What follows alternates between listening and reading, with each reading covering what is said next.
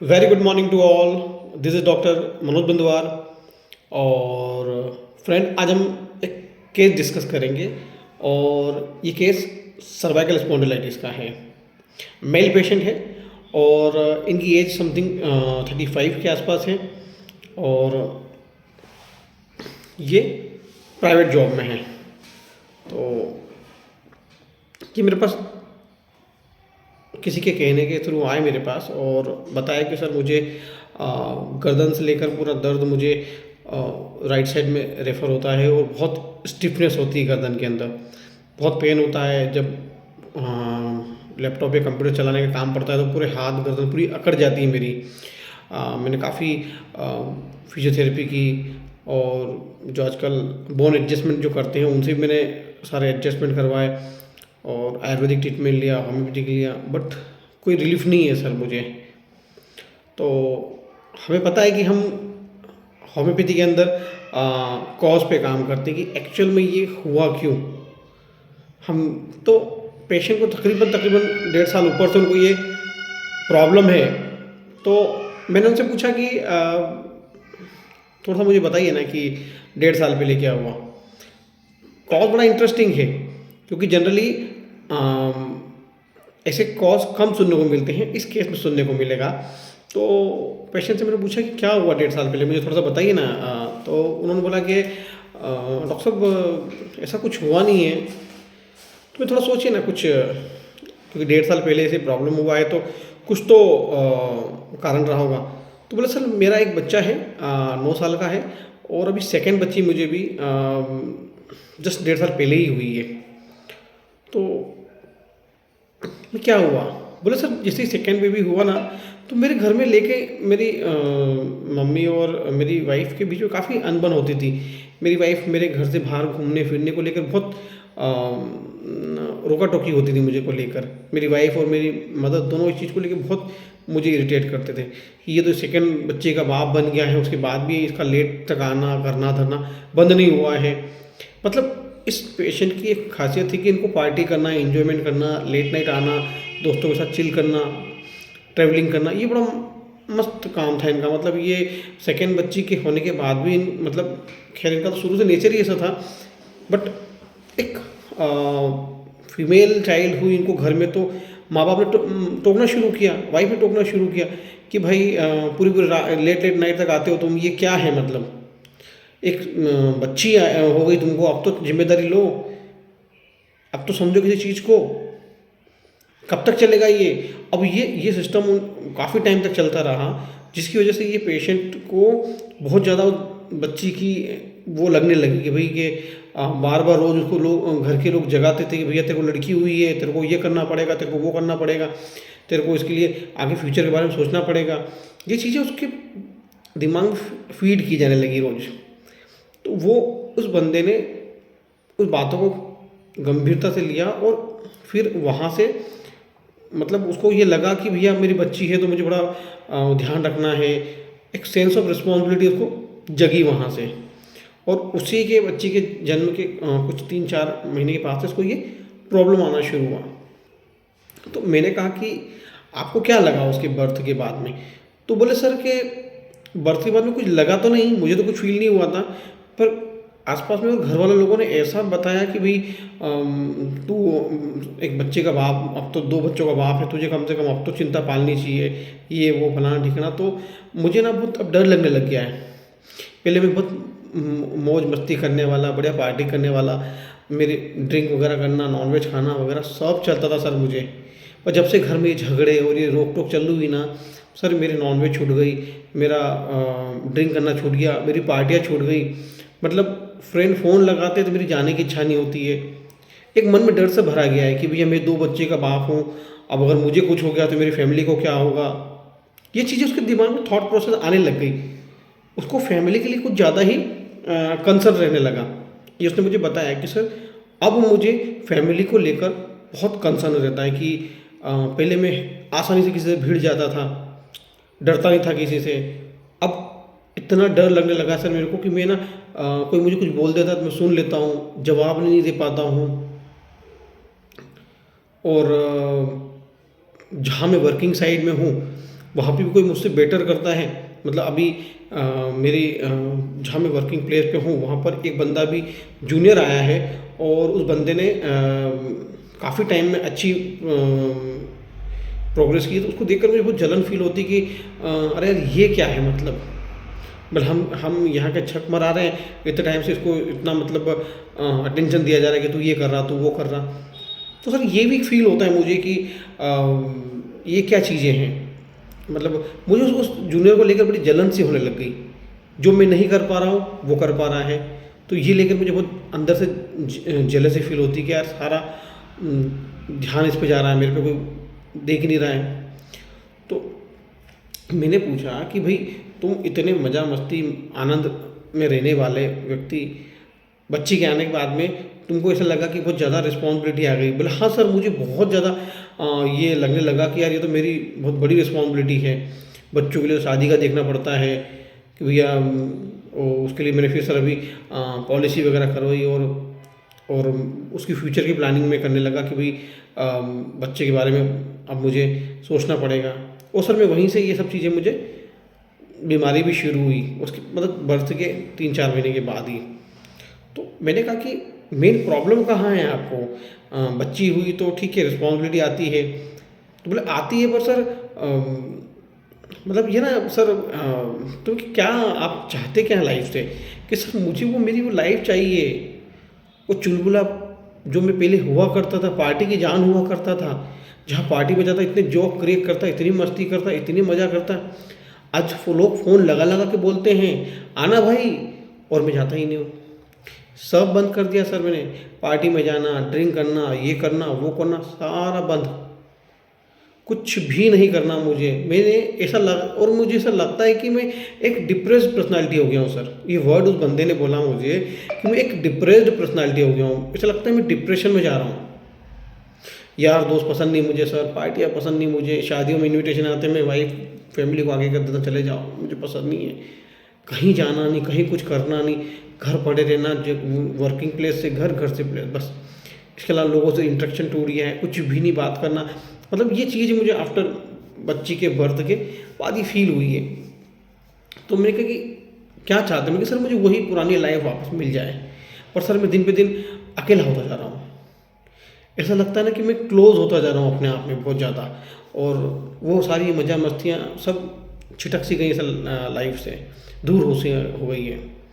तो मैंने कहा कि क्या चीज़ है, मतलब मैं सर फैमिली को लेकर कुछ ज़्यादा ही कंसर्न रखने रखा हूँ। पहले नहीं करता था, पहले करता था पर मज़ा मस्ती के साथ करता था, बट अब कुछ ज़्यादा फैमिली को लेकर डर लगता है कि अगर मैंने किसी से झगड़ा कर लिया और मुझे कुछ हो गया तो फैमिली का क्या होगा।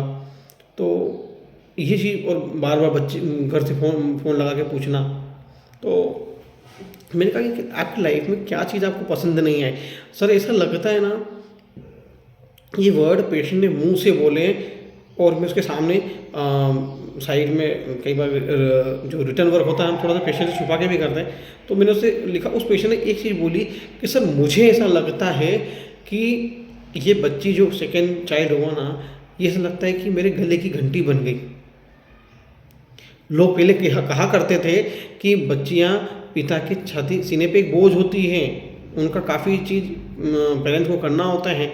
पर मुझे भी यही लगा कि इस सेकेंड चाइल्ड के बाद मुझे ये एज अ गले की घंटी लगी मुझे, जिसकी वजह से मेरी पूरी लाइफ चेंज हो गई, जिसकी वजह से मैं अब पार्टियाँ वगैरह नहीं जा पा रहा हूँ। इसकी वजह से घर वालों ने मुझे कोसा करा धरा, और एक कहते ना कि सर घूमते फिरते व्यक्ति के घर में रस्सी बांध दी। उन्होंने मेरा गले में एक रस्सी बांध दी कि भाई तू कहीं जा नहीं सकता, तू ये बच्ची तेरी जवाबदारी, तू उसको पाल, तू नहीं पालेगा तो हम घर छोड़ के जाते हैं, तू पाल इसको। इस तरह की धमकियाँ दे देकर मुझे उस बच्चे के लिए बोला गया, और इसकी वजह से सर मैं बहुत डिस्टर्ब हो गया सर। उसके बाद फिर वो दिमाग में दिन भर उस बच्चे की लेकर रिस्पॉन्सिबिलिटी, उसकी ये, उसकी वो सब चीज़ें घूमने लगी। तो ये केस लेकर मैंने पेशेंट को, और सर सभी लोग, मेरे सारे दोस्त मज़ा मस्ती कर रहे हैं, बढ़िया मज़े में घूम रहे फिर रहे कर रहे थे, बस उनको देखता हूँ मन में आता है मैं भी वैसा करूँ, पर सर इच्छा नहीं होती सर। अब कोई इच्छा नहीं है सर, बस बैठा रहता हूँ दिन भर। कई बार ऐसा सोचता हूँ कहीं मुझे डिप्रेशन तो नहीं हो गया, फ़ोन नहीं उठाना, कॉल नहीं उठाना, क्योंकि सर ये भी डिप्रेशन के साइन है। अकेलापन फील करना, अपने आप में अंदर ही अंदर अकेले रहने की चाह, सर ये सब चीज़ें होने लगी। अब कोई मज़ा मस्ती मुझे अट्रैक्ट नहीं करती। तो मैं कहा ठीक है, मैं आपको मेडिसिन देता हूँ। मैंने फर्स्ट डे उनको 1 mg का एक डोज दिया और SL दिया। 15 दिन की मेडिसिन दी और फर्स्ट डे उनको क्लिनिक से ही मैंने पूछा कि बताइए कैसा लग रहा है। तो उन बोला सर काफ़ी पेन में हल्कापन लग रहा है मुझे। और 5 डेज़ बाद कॉल आया कि सर काफ़ी बेटर है, पेन पहले जैसा नहीं है, इंटेंसिटी पहले जैसी नहीं है। अब मतलब मैं काम कर पा रहा हूँ, बियरेबल है। पहले मुझे मेडिसिन लेना पड़ता था, अभी मेडिसिन नहीं लेना पड़ रहा है। 10 डेज़ मच बेटर। 15 डेज़ के फॉलोअप में उन्हें तकरीबन 60% रिलीफ था।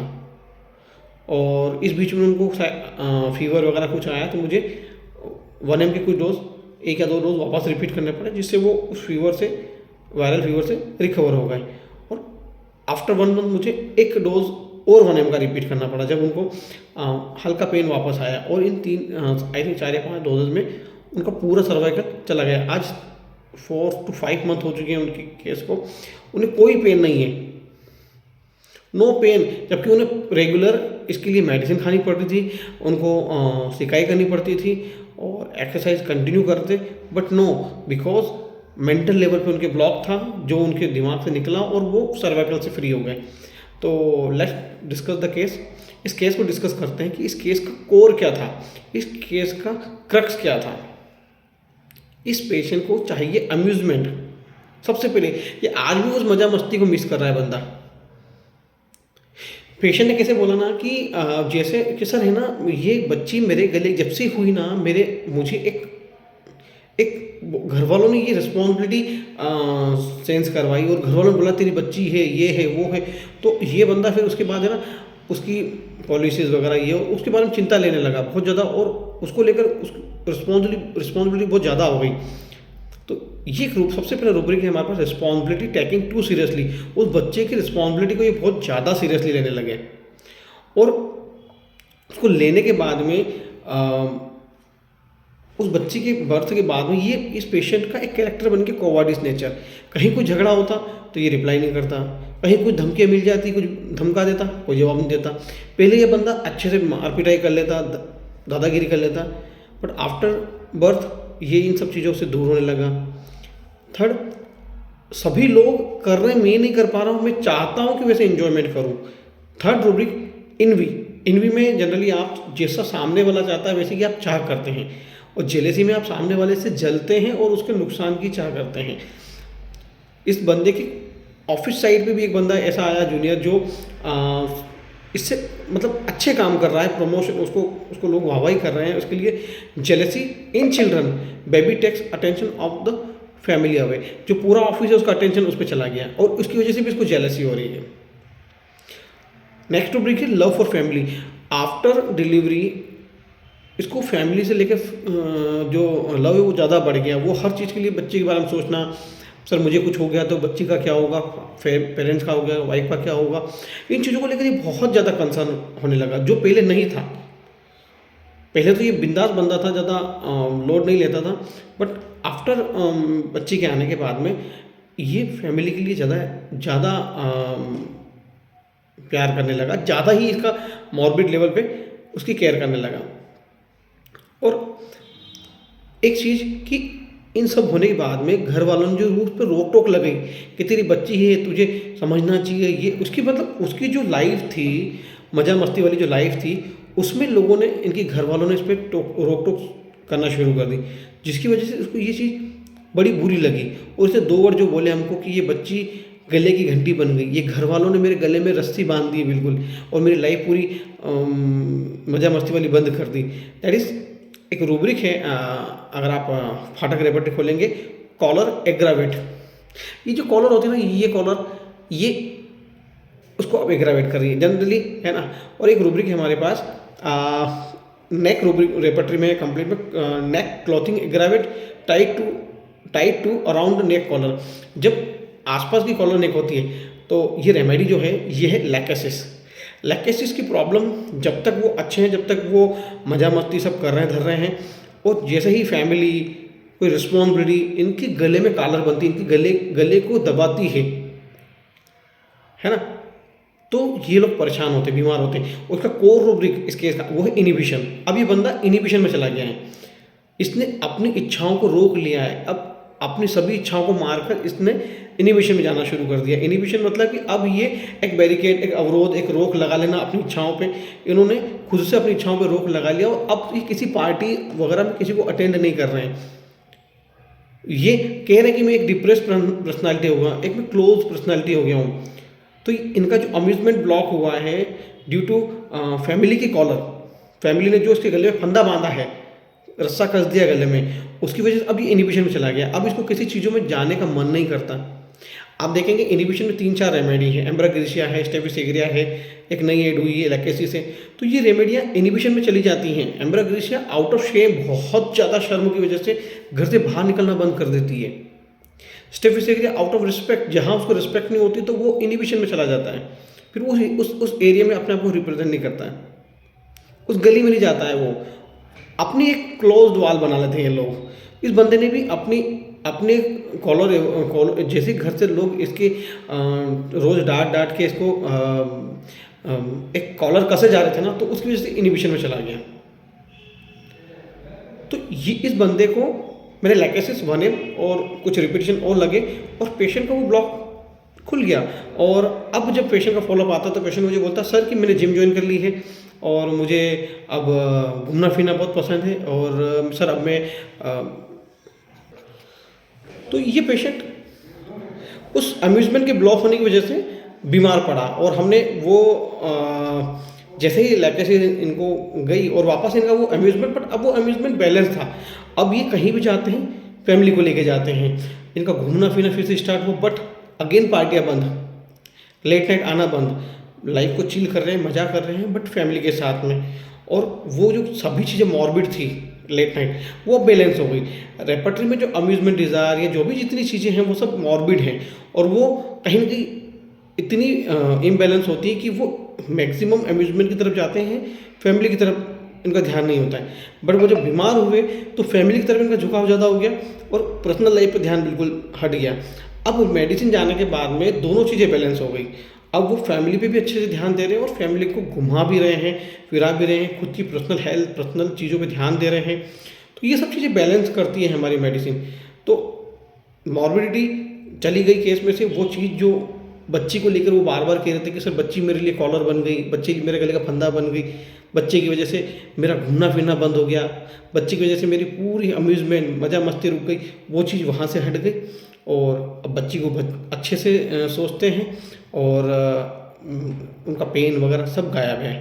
तो ये लैकेसिस की एक कोर फीलिंग होती है कि जहाँ उनका अम्यूज़मेंट ब्लॉक होता है वहाँ लैकेसिस बीमार पड़ता है और फिर इनिबिशन में जाता है। तो आज के लिए इतना ही, ये एक सिंपल सा केस था लैकेसिस का। आई होप कि आपको इससे काफ़ी चीज़ें क्लियर होंगी। ये हर एक रेमेडी का एक सोल होता है, एक आत्मा होती है जिसमें पूरी रेमेडी इवॉल्व होती है, एक पूरी ही रेमेडी उसके इर्द गिर्द घूमती है और काफ़ी मैक्सिमम रूब्रिकों में उसका एक शेड आता है, एक शेडो मिलती है हमको उसके अम्यूज़मेंट की। तो काफ़ी हेल्प करेगा ये केस आपको, जहाँ ऐसे केसेस क्योंकि कई बार हम रेपर्टरी में देखते हैं कि लव फॉर फैमिली, तो काफ़ी लोग पूछते हैं कि सर लव फॉर फैमिली तो अच्छा होना चाहिए ना, मॉर्बिड केस है। तो हम अपनी पर्सनल लाइफ से फैमिली पे ज़्यादा ध्यान देने लग जाते हैं और अपनी पर्सनल बाकी चीज़ों पे ध्यान नहीं देते हैं, या लाइफ का बैलेंस फैमिली पे बहुत ज़्यादा चला जाता है, बाकी चीज़ों पे आप हट जाते हैं। ये बंदा फैमिली को लेकर इतना कंसर्न था कि इसकी पर्सनल लाइफ पूरी उसने स्पॉइल कर दी। वो एक क्लोज पर्सनालिटी बन गया, एक डिप्रेस पर्सनालिटी बन गया, इनिबिशन में चला गया, उसकी बाकी की सब मज़ा मस्ती उसको अच्छी नहीं लगने लगी। तो इतनी रिस्पॉन्सिबिलिटी फील करना कि अपने ही इन्जॉयमेंट को उन्होंने इनिबिशन पे डाल लिया, इसलिए ये चीज़ें मॉर्बिड हो जाती हैं।